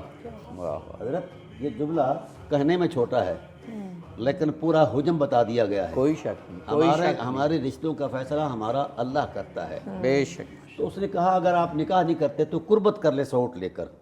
اب وہ جو جملہ بولا اخلاق کی وہ انتہا ہے، بلکہ معراج ہے. فرمایا اما الحرام دون الممات، جس حرام کے ارتکاب کا تو دعوت دے رہی ہے میں مرنا پسند کروں گا، خدا کی شریعت نہیں توڑوں گا. واہ. اس کا مطلب یہ ہے کہ شریعت کا کوئی تصور موجود تھا حلال اور حرام کا. بالکل صحیح. پھر فرمایا یحمل کریم اردہ، جو کریم لوگ ہوتے ہیں، اکرم لوگ ہوتے ہیں، باوقار ہوتے ہیں، وہ اپنی عزت کو بھی بچانا جانتے ہیں اور اپنے دین کو بھی بچانا جانتے ہیں۔ تو گویا دین کی کوئی حقیقت موجود تھی جس پر وہ عامل تھے، اور اسی تصور میں ان کی پاک دامنی کو اور حضور نبی کریم صلی اللہ علیہ وآلہ وسلم نے جو گواہیاں دی ہیں نبوت کی زبان سے، فرمایا فلم یصبنی شیء من عہد الجاہلیت، کائنات کی کوئی آلودگی جو شرک اور کفر سے متعلق تھی میری کسی ماں کے قریب سے نہیں گزری، بلکہ قرآن کریم کی تفسیر میں یہ بات آئی ہے کہ من الاقدار والوساوس، میرے حبیب ہم نے آپ کے ماں باپ کے حرم سے، یعنی ذہن سے نہیں، جس حویلی میں وہ رہتے تھے ہم نے وہاں سے وسوسہ گناہ کو بھی گزرنے کی اجازت نہیں دی۔ یہ اہتمام قدرت ہے۔ اور پھر ارشاد فرمایا کہ میرے حبیب جو یہ نا قرآن پاک کے اندر وہ حضرت ابراہیم علیہ السلام کا تذکرہ آتا ہے نا تعمیر کعبہ کے بعد، تعمیر کعبہ کے بعد دعا کی نا ربنا وجعلنا مسلمین لک، اللہ تعالیٰ نے فرمایا نا کہ مزدوری مانگو، تو انہوں نے کہا یا اللہ ہمیں یعنی گردن جھکانے والا اطاعت شعار بنا۔ تو اللہ تعالیٰ نے فرمایا تم پہلے ہی پیغمبر اور اطاعت شعار ہو، دونوں بیٹے ماں باپ بیٹا جو ہے یہ پیغمبر بھی ہو اطاعت شعار بھی ہو، کہا اور مانگو، کہا ومن ذریتنا امۃ مسلمۃ لک، ہماری اولاد میں سے بھی ایک ایسا طبقہ انسانیت ہو جو تیرے حضور جھکا رہے۔ یہ مسلمہ ہے اور مسلمہ بھی پڑھا جاتا ہے ایک روایت کے اندر، اس کا معنی ہے یعنی اگر مسلمہ تو لا شیعۃ فیہا پڑھا جائے مسلمہ تو اس کا معنی بتا ہے پاک دامنی کی وہ انتہا جہاں کہیں کوئی داغ گزر ہی نہ پائے، ٹھیک ہے نا۔ تو جنہوں نے ہی طاہرۃ الاسواب، اللہ نے ان کے کپڑوں کو آلودہ ہونے سے بچایا ہے۔ کردار تو پھر کردار ہے نا۔ اور پھر قرآن نے کہا، بڑی عجیب بات کہی، میرے حبیب کیا سمجھتے ہیں کہ آپ کسی فطرت کا تسلسل ہیں؟ ہم نے آپ کی تشریف آوری پر جو اہتمام کیا ہے فَإِنَّكَ بِأَعْيُنِنَا، ہم نے اپنی نگاہوں کا پہرا تیری ہر ماں کی عصمت پر لگایا، ہر باپ کے تقدس پر لگایا ہے، اس لیے لگایا ہے کہ کل کوئی بدبخت اٹھ کر ان نفوس قدسیہ پر انگلی اٹھائے تو ہماری گواہی موجود ہو، اور جن کے خون مطہرہ کے مرکب کا نام سید المرسلین ہے وہ ماں کتنی عظیم ہوگی، وہ باپ کتنا مقدس ہوگا۔ سبحان اللہ، سبحان اللہ۔ جناب مولانا عارف حسین واحدی صاحب، پھر ختم مرتبت کے آباء و اجداد میں ایک بڑا ٹاورنگ اور بہت بلند نام وہ حضرت ہاشم علیہ السلام کا آتا ہے، اور انہوں نے مکہ کی تنظیم میں اور اس معاشرے کی تنظیم، اس کی آرگنائزیشن اور خاص طور پر اس کو ایک تجارتی مرکز بنانے میں اور اخلاق حسنہ کی وہ معراج جو تجارت کے حوالے سے ہو، امور جو اس وقت معاشرے ہیں اس کے حوالے سے ہو، اس کی اعلیٰ ترین مثالیں آپ نے قائم کی۔ حضرت ہاشم کا کردار جب ہم اس وقت اس جہالت کے وقت میں دیکھتے ہیں تو ہمیں یہ ایک عزم ہمارا ہوتا ہے کہ معاشرہ خواہ کیسا ہی ہو، جہالت خواہ کیسی پھیلی ہو، پاکیزگی کے خلاف اقدار کیسی پھل پھول رہی ہوں، لیکن حضرت ہاشم جیسا کردار آدمی ان کی سیرت کی اتباع کر سکتا ہے۔ فرمائیے۔ دیکھیں یہ جو دو سلسلے چلے اور میں سمجھتا ہوں اس وقت سے لے کر اب تک چل رہے ہیں، ایک بنو ہاشم ہے اور ایک بنو امیہ ہے، یہ جناب ہاشم سے ہی چلے ہیں۔ اور سادات جو ہیں اگر آپ فقہ کی کتابوں میں جائیں تو ہمارے ہاں جو خمس سادات کو دیا جاتا ہے تو وہ سادات عام طور پہ لوگ یہ سمجھتے ہیں کہ جو حضرت زہرا اور حضرت علی کی اولاد ہیں، نہیں، یہ سادات حضرت ہاشم سے چلے ہیں۔ ہاشمی سید جو ہے وہ خمس کا مستحق ہے، جو غریب ہیں مستحق ہیں، اور ان لوگوں میں بہت بڑی غلط فہمی پائی جاتی ہے۔ ہاں ہمارے ہاں یہ ہے کہ جو حضرت زہرا کی اولاد ہے وہ اس کو ہم افضل سمجھتے ہیں، دوسرے ورنہ سادات ہیں جناب، ہاشمی سادات جو موجود ہیں۔ اچھا، تو جناب ہاشم علیہ السلام میں یہ سمجھتا ہوں کہ وہ سردار قریش تھے، اس وقت بہت بڑا منصب تھا، بہت بڑا مقام تھا، وہ ایک فیاض انسان تھے، لوگوں کے مسائل حل کرنا، غریبوں یتیموں کی پناہ گاہ تھے حضرت ہاشم۔ اور جو لفظ ہاشم ہے نا، یہ بھی جو ان کا نام پک گیا، اصل نام ان کا ہاشم نہیں تھا، جو نام پک گیا وہ اس وجہ سے کہ ایک دفعہ مکہ میں قحط آیا اور لوگ بھوکوں مر رہے تھے، کچھ نہیں تھا ان کے پاس، تو انہوں نے الحمدللہ مالی حوالے سے ایک مضبوط خاندان تھا، انہوں نے شام سے بہت بڑی تعداد میں، سینکڑوں کی تعداد میں اونٹ منگوائے، اور پھر روزانہ یہ ہوتا تھا کہ نیاز پکتی تھی، میں اپنے آج کے زبان میں کہوں گا نیاز پکتی تھی، اونٹوں کو ذبح کر کے उनका शोरबा बनाया जाता था। अच्छा, शोरबा बनाकर उसमें जनाब वो रोटी डबो कर उस सबको जनाब दिया जाता था, प्याले भर भर के जनाब वो ताकि खाएं, और लोग सैर होके खाते थे और जनाब हाशिम के कसीदे पढ़ते थे और तारीफ़ें करते। ये जनाब हाशिम अलैहिस्सलाम की सखावत थी, और उनका नाम भी हाशिम का माना होता है वो जो बनाया जाता है ना, मैं उसको उर्दू में कोई जी हाँ वो बनाया जाता है चूरी या इस तरह की कोई चीज़ जो है वो शोरबे में बनाया जाता है, उसके नाम पे उनका नाम हाशिम पक गया, वरना वो एक बहुत बड़े अभी भी हमारे बहुत से इलाकों में ऐसी डिश होती जी है बनाया जाता है जी। वो एक मोतबर इंसान थे, एक ज़िम्मेदार आदमी थे, और उनके मैं ये समझता हूँ ये सिलसिला नसब जो है हुजूर अकरम सल्लल्लाहु अलैहि वसल्लम और मौला अली अलैहिस्सलाम का, उसमें बड़ा नाम है जनाब हाशिम का। और फिर ये है कि कलीद बरदार भी थे मक्का के, इनको जो मिली और वो सरदारी इनके पास आई, तो कुरैश में इनको बहुत बड़ा सरदार समझा जाता था। तो मैं ये समझता हूँ कि हुजूर अकरम सल्लल्लाहु अलैहि वसल्लम के वो शजरा तैयबा में हज़रत हाशिम एक इनके वाले जो हज़रत अब्द मनाफ थे वो भी कमरुल बतहा के नाम से मशहूर थे, यानी वादी बतहा के 14वीं के चांद मशहूर थे। उनमें भी ये सखावत और ये बुजुर्गवारी और ये पाई जाती, लेकिन हज़रत हाशिम में दर्जा अतम पाई जाती थी।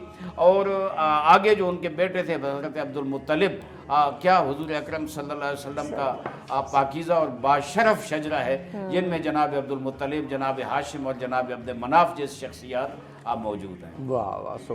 जैसे मैंने आगा साहब से सवाल किया था कि दो हस्तियां हज़रत हाशिम अलैहिस्सलाम और हज़रत अब्दुल मुत्तलिब अलैहिस्सलाम, ये उस वक्त माशरे में बहुत ही टॉवरिंग पर्सनैलिटीज़ थी, यानी बहुत ऊंची पर्सनैलिटीज़ इन्हें समझा जाता। तो कोई भी तारीख़ इनके तज़किरे से, इनके तज़किरे और इनकी सीरत के हसीन पहलुओं को शामिल किए बग़ैर मुकम्मल नहीं हो सकती और गुज़रती। लेकिन हमारे यहाँ बहुत ही कम हम देखते हैं, ईद मिलादुन्नबी की बहुत महफ़िलें होती हैं, लेकिन रसूलुल्लाह के आबा व अजदाद का तज़किरा या तो होता ही नहीं है, और बल्कि बाज़ तो हम गिलामंद भी होते हैं कि मनफी अंदाज में तज़किरा करते हैं। तो इन दो पर्सनैलिटीज़ का मैं चाह रहा हूँ, क्योंकि रसूलुल्लाह के वालिदैन के हवाले से हम ज़रूर चाहेंगे कि आप ऐसी शख्सियात हों हमारे साथ और हम उन पर एक अलहदा से खूबसूरत प्रोग्राम करें। तो ये बिस्मिल्लाहिर्रहमानिर्रहीम, गुजारिश ये है कि जो आप गिला की बात कर रहे हैं, ये गिला नहीं बदनसीबी है। सही, हमने हमारे नसीब जले हुए हैं जो हम इनसे आशना नहीं। अब मैं उनका कुरानी तसव्वुर पेश कर रहा हूँ। अल्लाह ताला इरशाद फरमाते हैं, यानी ये लोग कितने अहम हैं। अलम तरा कैफ दरबल्लाहु मसलन कलिमतन तय्यबतन कशजरतिन तय्यबतन अस्लुहा साबित व फरउहा फिस समा वाह, तोती उकुलहा कुल्ल हीन बिइज़्नि रब्बिहा। ये कुरान पाक। हाय वाह। अल्लाह ताला ने कलमा तय्यबा की बिनाएं बयान की हैं, जिनको हम इग्नोर करते हैं वो कलमा तय्यबा की ताकत और बिनाएं हैं। अल्लाह ताला इरशाद फरमाते हैं कि ऐ हबीब, ये कलमा तय्यबा की मिसाल तो एक पाकीज़ा दरख्त की है, और तो उकला कुल्लाहीन, ये हर वक्त फैज़बार है। ये उस वक्त से फैज़बार है जब वक्त भी किसी तयन और अकाई में नहीं था। लफ्ज़ी हीन जो है ज़र्फ़ ज़मा मुबहम के लिए ज़माने की वो अकाइयाँ जो किसी इल्म में ना आ सकें, किसी एदाद व शुमार में, उस वक्त से ये फैज़ दे रहे हैं, ये फैज़बार हैं, ये हकीकतें, ये शजरा तय्यबा जो है। तो आका अलैहिस्सलाम ने असहाब से पूछा कि ये शजरा तय्यबा क्या है जो इतना बड़ा हुजम रखता है, उसकी शाखों ने आसमान का सीना भरा हुआ है और जड़ें जो हैं वो तहत सरा में पहुँच हुई हैं। तो वो किसी ने अंगूर कहा, किसी ने खजूर, आप जिसका फल मिलता था हर वक्त। तो हुज़ूर अलैहिस्सलाम ने फरमाया कि तुम अहले ज़बान हो, कुरान का जो करीना है कुल्लाहीन का, वो तुम्हारी इस गुफ्तगू को नहीं कबूल करता। तो हज़रत अबू बकर सिद्दीक़ रज़ियल्लाहु ताला ने कहा कि जहाँ पनाह आलम कुरान आप पर नाज़िल हुआ है, आप वही के मिजाज से आशना है, आप फरमा दीजिए। तो आपने यूँ उंगली उठाई, यूँ फेरी, तो जिधर जिधर हुजूर की उंगली जा रही थी उधर उधर सहाबा की नज़रें तवाफ़ कर रही थी। वाह। और ज़हन ये था कि शायद किसी सिमत का तयन कर दें कि यहाँ है वो दरख्त। तो फिर आपने यूँ उंगली घुमा कर यहाँ रख कर फरमाया आना शाजरातुन, आहा, वाह, वो मेरी ज़ात है। वाह वाह। एक बे तकल्लुफ़ सहाबी बैठे थे, कहने लगे या रसूलल्लाह, शजरा पर तो शाखें होती हैं, शगुफ़े होते हैं, फल होते हैं, पत्ते होते हैं, आप पर तो कुछ नज़र नहीं आया। तो जनाब ने फरमाया मेरी नज़र से देखो तो सब कुछ नज़र आएगा। फरमाइए या रसूलल्लाह। फरमाया आना शाजरातुन वलिकाहुहा अलीयुन आहा। व अमलुहा फातिमा वाह। व समरुहा हसन व हुसैन। क्या बात। मैं दरख्त हूँ, अली शाखी हैं, ज़हरा शगुफ़े हैं, हसनैन फल हैं, वल मुहिब्बून अहल बैती वरक़ुहा, मेरी अहले बैत से मोहब्बत करने वाले पत्ते हैं। अब कुरान ने जो कहा है, जो चीज़ आपके सामने रखने वाली है, यानी ये कलमा तैयबा के हक़ाइक़ हैं, मानी हैं, मारिफ हैं। ये ना हो तो कलमा कलमा ही नहीं है। क्या बात है जी, समझ वाह आ गई। वाह। फिर यहाँ कहा असलुहा साबित, इस दरख्त की जो असल है, जड़ है, वो किरदार में मजबूत है। वाह वाह वाह। और जड़ क्या होती है? जड़ असल, वाह, जी। नस्ल और असल। वही मैं अर्ज कर रहा हूँ ना कि तो जड़ और हज़रत असल, हाँ, तो नस्ल सलाम होती है। उस माँ पर हम्म, जो मेरे मोहम्मद की असल है, वाह वाह वाह सलाम उस बाप पर क्या बात। जो मेरे करीम मोहम्मद के बाप हैं। वाह। तो ये शुरू से असलुहा साबित क्यों कहा? कुरान ने गवाही दे दी कि हम इनके किरदार के मुहाफिज रहे हैं। वाह वाह वाह। जब कोई दरख्त अपनी जड़ से कट जाए तो बेफैद हो जाता है। तो बेशक। ये कैसे है? रसूल हैं, रिसालत है और बगैर जड़ के है। तो इसलिए ये नफूस कुदसिया कलमा का हिस्सा हैं।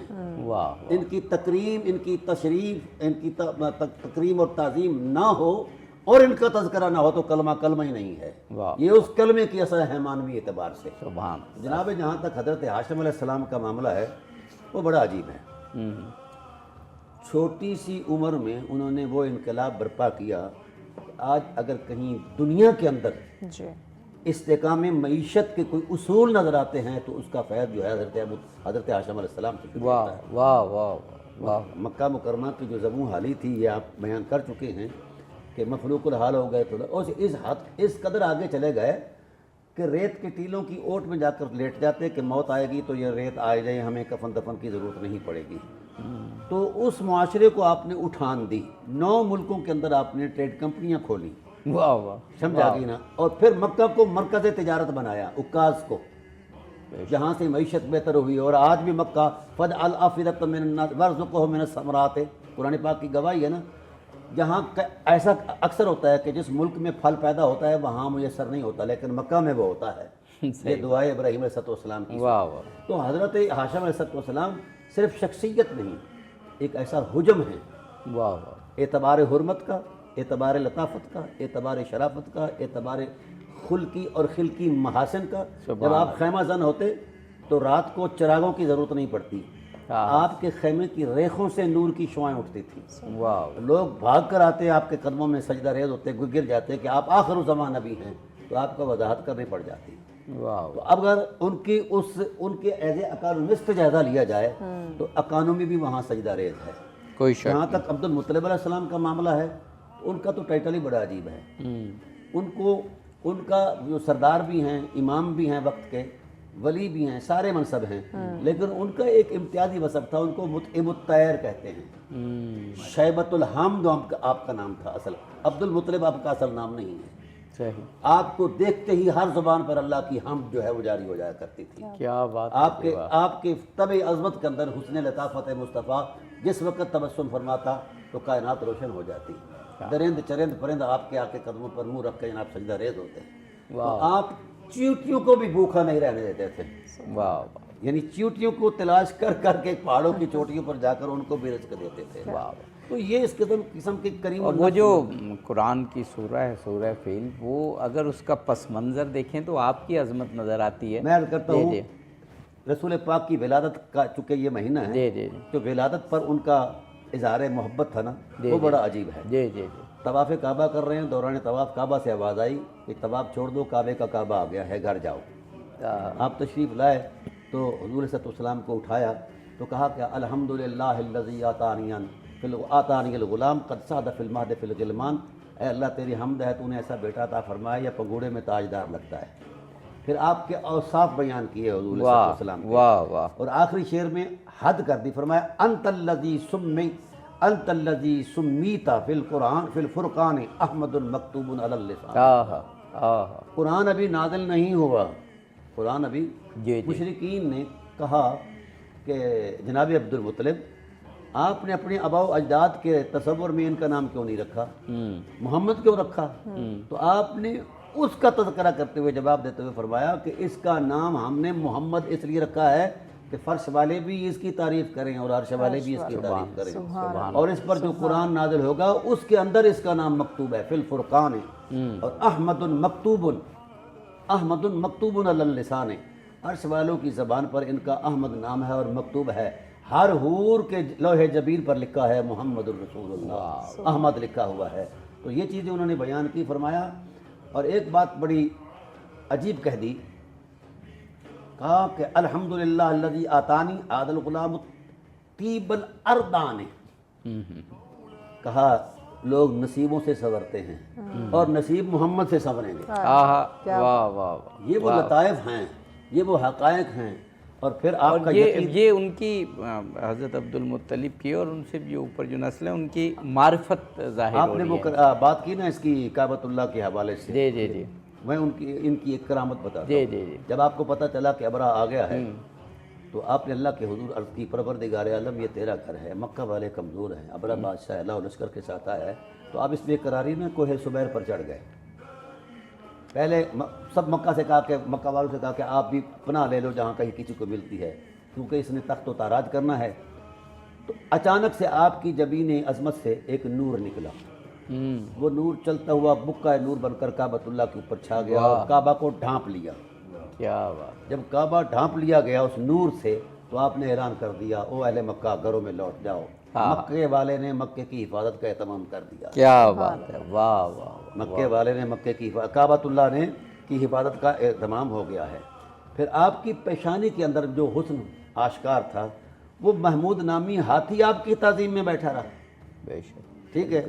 تو گویا جگہ ہر لمحے ان کی نئی کرامات کا اظہار ہے، وہ ذات کا ظہور ہے۔ موجود ہے۔ اور یہ میں حیران ہوتا ہوں بعض کا، تاریخ میں یہ چیزیں بکھری ہوئی ہیں، آپ نے تو اپنی کتابوں میں پھر وہ یکجا کر دی، تو یہ بڑا واضح ہے، معلوم نہیں ہم اس کو بیان کیوں نہیں کرتے اور پھر اس پر یقین کیوں نہیں رکھتے۔ جناب مولانا عارف حسین وائیدی صاحب، حضرت ہاشم اور حضرت عبد المطلب، دو ایسی شخصیات کے جن کا ذکر آتے ہی جبین عقیدت جھک جاتی ہے، اور تاریخ جو ڈاکٹر صاحب نے تو قرآن کی گواہیاں پیش کیں، وہ تو بہت ہی مدلل اور اس کے آگے تو کوئی چیز نہیں، لیکن تاریخ کی گواہیاں بھی موجود ہیں۔ ان کے القابہ، اس دور جاہلیت میں جو القاب حضرت ہاشم کو اور حضرت عبد المطلب کے بارے میں لوگوں نے کہے، وہ بتاتے تھے ہیں ان کا کردار، اس کی عظمت۔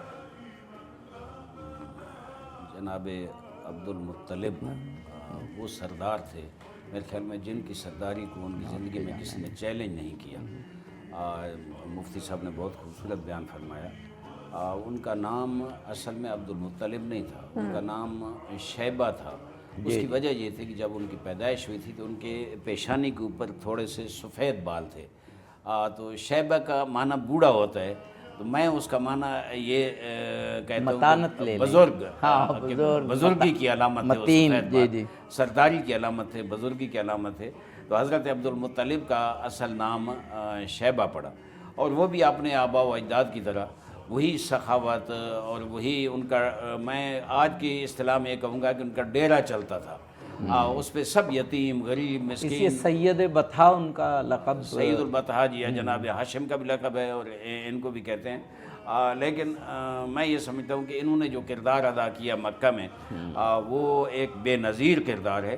بہت بڑے تاجر بھی تھے اور ایک معتبر شخصیت تھے، لوگوں کے ملجا و ماوا بھی تھے، اور ان کے جو اشعار ملتے ہیں بعض، ان میں بھی اللہ کی الوہیت کے بارے میں چیزیں ملتی ہیں۔ پھر یہ ہے کہ وہ جو زمزم کا جو کنواں ہے بہت مقدس ہمارے ہاں سمجھ جاتا ہے۔ جناب اسماعیل ادھر تھے تو بنی جرہم کے ہاتھ میں وہ تھا، بعد میں ان کی نالائکیوں کی وجہ سے وہ ان کا آخری میرے خیال میں عامر بن حارث تھے، انہوں نے جناب اس کنویں کو پر کر دیا تھا، پتھر پھینک کر، گندگی پھینک کر، اور کچھ مکہ مکرمہ کی جو مقدس چیزیں تھیں، بعض پتھر رکن یمانی کے اور بعض جو ہے اس کے اندر ڈال کر ان کو بند کر دیا تھا۔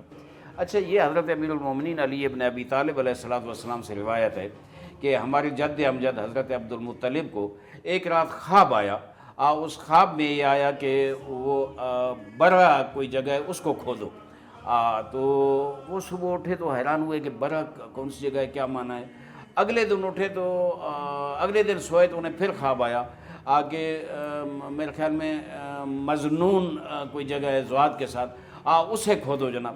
تو پھر وہ انہیں سمجھ نہیں، اگلے دن خواب آیا، تیسرے دن کہ وہ جو طیبہ ہے اسے کھودو، کوئی کنواں ہے، آپ پھر بھی سمجھ نہیں۔ چوتھے دن انہیں خواب آیا کہ وہ جو زمزم ہے کنواں اسے کھودو۔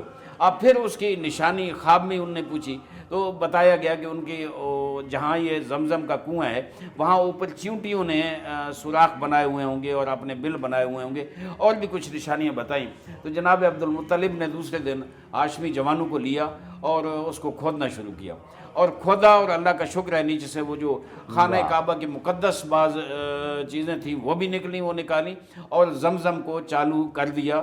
اور انہیں خواب میں بتایا گیا تھا یہ زمزم ایسا ہے جو قیامت تک اسی طرح جاری و ساری رہے گا اور یہ دنیا کو سیراب کرے گا۔ ڈاکٹر صاحب ہمارے پاس اب 10-12 منٹ ہی ہیں گفتگو کے لیے، تو رسول پاک کے اجداد کے پاکیزہ سلسلے میں آپ نے بڑی خوبصورت گفتگو کی، حضرت ابراہیم، حضرت اسماعیل، پھر عدنان، پھر حضرت الیاس کا ذکر ہوا، پھر حضرت ہاشم، حضرت عبد المطلب۔ کیا تاریخ کے اتنے بڑے نام ہیں اور سیرت کے ایسے حسین گوشے اور پہلو ہیں کہ انسانیت فخر کرنے لگتی ہے۔ فرمائیے۔ بسم اللہ الرحمن الرحیم۔ گزارش یہ ہے کہ حضور صلی اللہ علیہ وسلم کے بالخصوص والدین کریمین کا تذکرہ یا آباء و اجداد کا تذکرہ یہ رسول اللہ کی ذات پر بھی فرض تھا،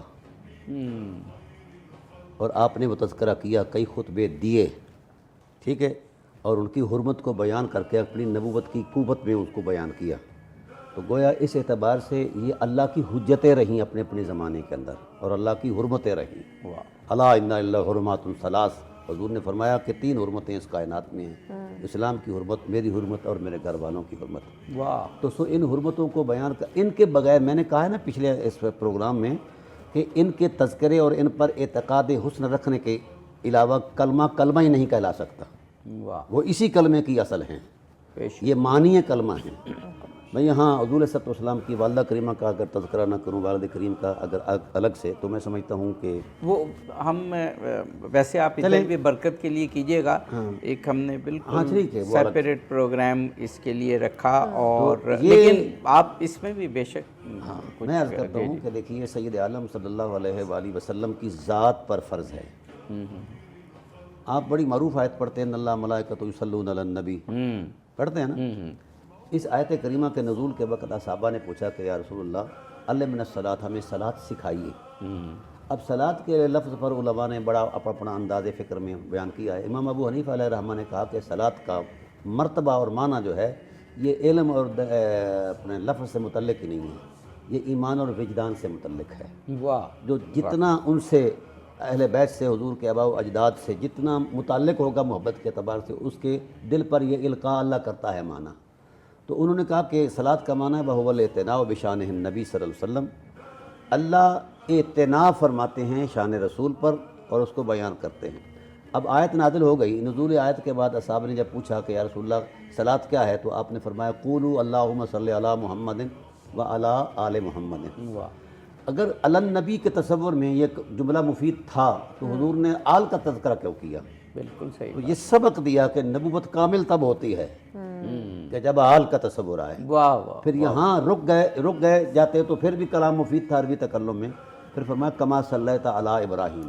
واہ واہ واہ واہ، کیا ڈاکٹر صاحب کیا خوبصورت دلیل آپ نے دی۔ ابراہیم، جی جی جی، واہ بس ایک لمحہ آپ سے مانگوں گا، واہ واہ کہ آل ابراہیم یعنی وہ درود بھیج جو آل ابراہیم پر تو بھیجا کرتا تھا۔ زمانے کی عقائدوں کا تصور سمٹ جاتا ہے جناب۔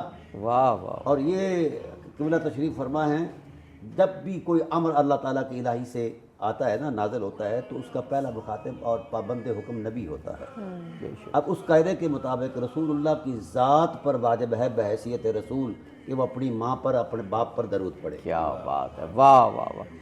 اور نماز میں نماز ہی مکمل نہیں ہوتی، اور آپ نے جو فرمایا کہ آل پر درود یعنی جو رسول اللہ کی آل ہے، اور پھر ابراہیم یعنی جو رسول اللہ کے اجداد ہیں۔ عام درود نہیں، یعنی خاص درود انہوں نے طلب کیا۔ واہ واہ۔ اور اس تصور میں بڑا عجیب سا قرآن کریم کا نظم ہے، ان اللہ ملائکتہ، یہ 2 جملے ہیں، جملہ اسمیہ بھی ہے اور فعلیہ بھی ہے۔ اسمیہ اسم سے شروع ہوتا ہے، پھر ہر جملے کی الگ خصوصیت ہے جو طبی معنی سے. تو یہ جملہ اسمیہ کا طبی خاص ہے تسلسل اور استمرار، جو عمل مسلسل ہو، کہیں ایک لمحہ کے لیے بھی رکاوٹ نہ ہو. تو گویا آبائے محمد پر اللہ اس تسلسل کے ساتھ درود پڑھتا رہا واہ واہ، کہ لمحہ کے لیے آنکھ بھی نہیں جھپکی، نہ اسے اونگ آتی ہے نہ نیند آتی ہے. کیا بات. تو مرتبہ درود کا معنی یہ ہوا کہ اللہ ان کی تعریف اور صفت و ثنا کرتا رہا، ان کے مقام و وقار کو بلند کرتا رہا، اور اسے بیان کرتے ہوئے کتنے عرصے لگ گئے. اتنی ہیں ان کی شانیں. شپرا چشم اگر نبیند آفتاب، آفتاب رہتے گناہ. کسی اندھے کو اگر یہ مقام نظر نہیں آتا تو آنکھ کا علاج کرے. اچھا ڈاکٹر صاحب، آپ نے تو وہ اللہ تعالیٰ تو ظاہر ہے زمان و مکان سے ماور ہے، اور وہ درود بھیج رہا ہے تو ہمیشہ کے لیے، لیکن ہمیں آج کی دنیا میں بھی نظر آتا ہے. بلکہ میں اگر آپ اجازت دیں تو گفتگو کا سلسلہ، کیونکہ ہمارے پاس 3-4 منٹ ہی ہیں گفتگو کے لیے اور پھر ہمیں نعت پر جانا ہے، کہ ابھی بھی جب ہم دیکھتے ہیں کہ دنیا میں ایک لمحہ بھی ایسا نہیں جب رسول اللہ کے آل اور رسول اللہ کے اجداد پر درود نہ پڑھا جا رہا ہو. آپ جہاں سے سورج طلوع ہوتا ہے نیوزی لینڈ سے لے کر، اور پھر جہاں پر اختتام ہوتا ہے سویڈن کے یہ یا نارتھ پول کے یہ، تو کہیں نہ کہیں نماز کا وقت موجود ہے، اور کہیں نہ کہیں اس وقت تشہد میں اور وہ جب نماز میں جو جہاں پر درود پڑھنا ہے درود پڑھا نہیں جا رہا. تو کوئی وقت ایسا نہیں ہے کہ رسول اللہ کے آل اور اجداد پر سلام نہ اور سلامتی اور درود نہ. یہ تو آپ انسانوں کی بات کر رہے ہیں نا. جی کوئی لحاظ ایسا نہیں آتا. ڈاکٹر صاحب نے کیا خوبصورت بیان فرمایا ہے، ان اللہ و ملائکتہ. انسانوں سے پہلے تو خدا درود پڑھتا ہے، اور پھر ملائکہ مسلسل درود پڑھ رہے ہیں. اگر اس کی تفسیر میں احادیث کو چیک کریں بہار الانوار میں اور بڑی کتابوں میں، میرے خیال میں چھلک رہی ہیں کہ درود کتنا پڑھا جا رہا ہے. ایک لحظے میں شاید میں اگر عدد بیان کروں تو میں اس عدد تک نہ پہنچ سکوں، اتنا درود شریف پڑھا جا رہا ہے. اور انسان تو آپ فرشتوں کی بات کر رہے ہیں تو ان کی تو تعداد گنی نہیں جا سکتی. اور خود اس سے بڑھ کر اللہ خود فرماتا ہے کہ میں تو ان اللہ و ملائکتہ، اللہ درود پڑھتا ہے اور اللہ کے ملائکہ درود پڑھتے ہیں. تو میں سمجھتا ہوں یہ دیکھیں عابدی صاحب، یہ خاندان ہی ایسا ہے. ہم نے آج کے پروگرام میں بہت استفادہ کیا ڈاکٹر صاحب سے. خاندان ہی ایسا ہے کہ ان کا تذکرہ جاری رہے تو انسان کے دل خوش رہتے ہیں، زندگی خوشگوار رہتی ہے. اور درود شریف کے جو فضائل ہیں وہ اگر سارے دن آپ اس کی تسبیح پڑھتے رہیں تو آپ کی زندگی میں کتنی برکت آئے گی، اپنی زندگی کتنی مبارک ہوگی. میں یہاں ایک نقطہ جو اشارہ کیا ڈاکٹر صاحب نے، وہ جو سوال ہوتا ہے، میں یہاں بڑی معذرت سے عرض کروں گا کہ آج میں دیکھتا ہوں سوشل میڈیا پہ بھی، باقی جگہوں پہ بھی گفتگویں ہوتی ہیں، کانفرنسیں ہوتی ہیں، ہم جاتے ہیں. آج کل بنو امیہ کا بہت زیادہ ذکر ہو رہا ہے، لیکن بنو ہاشم کا ذکر کیوں نہیں ہوتا؟